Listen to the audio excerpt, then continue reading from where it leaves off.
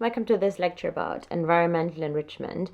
And this one is actually a bit different. So we will talk about kennel environment, so dog shelters, and we will also talk about how you can enrich your home or your dog's happy place when your dog is lucky enough to have a lovely human who is looking after them. I will do both parts, so we will talk about what enrichment generally means or environmental enrichment when we come from kind of like a kennel perspective, and then also talk about optimizing the environment on different other levels.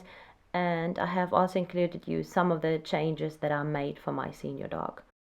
So when we talk about environmental enrichment, then the goals are to make the living space interesting and stimulating, as well as decrease boredom and decrease chronic stress.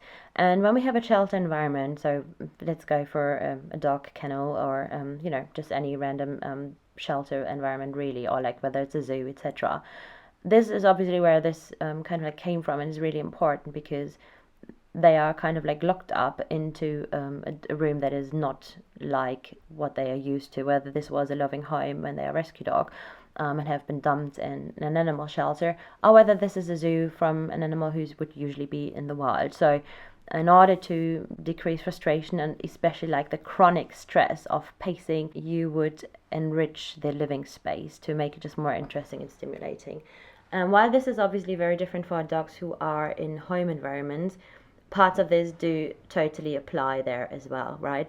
So only because our dog has a sofa doesn't mean they are just living a super happy life. They also would need some enrichment, etc. This is why we of course do this course. However, the element that is less on them might be the chronic stress. So because obviously shelter environments are incredibly stressful, with like dogs barking randomly, seeing strangers, being touched by others, being looked at, having new people look after you, not understanding why your family left you, etc. All of this.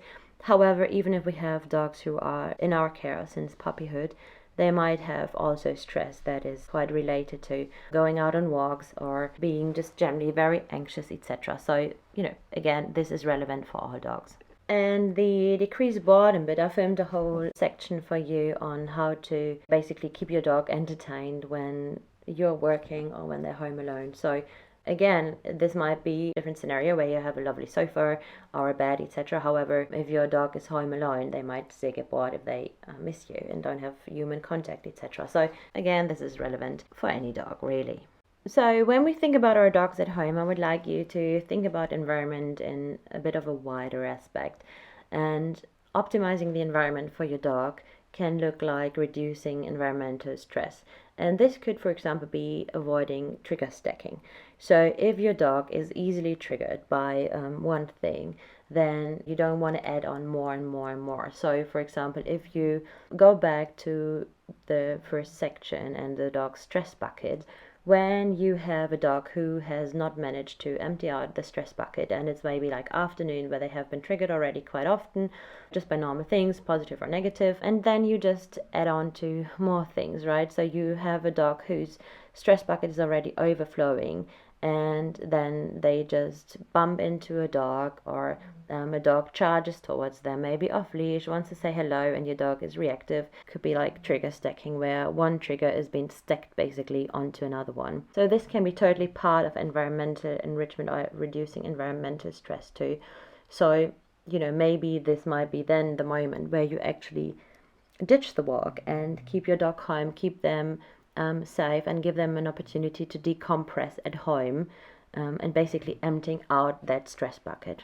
Yeah, so it's not just about how to enrich the environment, but also how to reduce the stress from the environment on your dog. And then we have like things like providing safety, enrichment in all forms, agency and security. So really going back to basics, that we want to give our dogs basically what they need.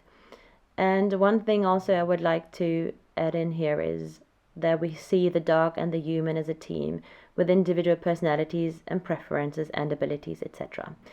What this also means, though, is that if you are currently going through a rough patch and are maybe stressed. I'm currently filming this before Christmas, or like in December, so it's end of year. So for a lot of people, there's a stressful time in their jobs, or maybe you're worried about things. There's things where we maybe get triggered, or where we have certain uneasiness around us, where we are maybe not ourselves. this can also have an impact on your dog, right? So it's not just your dog, but the dog shares an environment with you. So you and your dog are a part, right? It's also if you, for example, adopt a rescue dog, and if they come from an abusive background, or where there was lots of fighting going on, shouting, your dog might really be reactive towards like noises, loud noises, or even scared, shaking, etc. So to really think about environmental enrichment a bit further than your own four walls, but also into the whole package again. What does it include, etc. So while we obviously want to make the environment they are living in, the living space, more interesting, we can also then include things like different places where we go and basically enrich their lives with like seeing different environments, like whether taking them to the beach, taking them onto different walks, etc. So you already see that most of the categories are not completely clear cut. So if you, for example, have sensory enrichment, or you add in a sensory garden, because I pop this into sensory enrichment, then this would also be part of your environment where your dog lives, right? So it's not all clear cut, which is why we don't go into everything in detail here. But I do want you to remember that environmental stress can have a massive impact on your dog. It might be safer sometimes to leave them at home, to not keep adding onto the stress bucket and having it overflowing, as well as keeping your own stress bucket as a human in mind. Or if you have more dogs, then they have obviously each their own stress bucket, but they also have one for the whole group. So all of this adds onto it. So I think sometimes also it's not just about optimizing the environment, but also reducing stress of the environment on our dogs, which is optimization too, right? But it's not just adding things onto it by providing indoor agility parkours or whatever, but also really making it less stressful and more relaxing.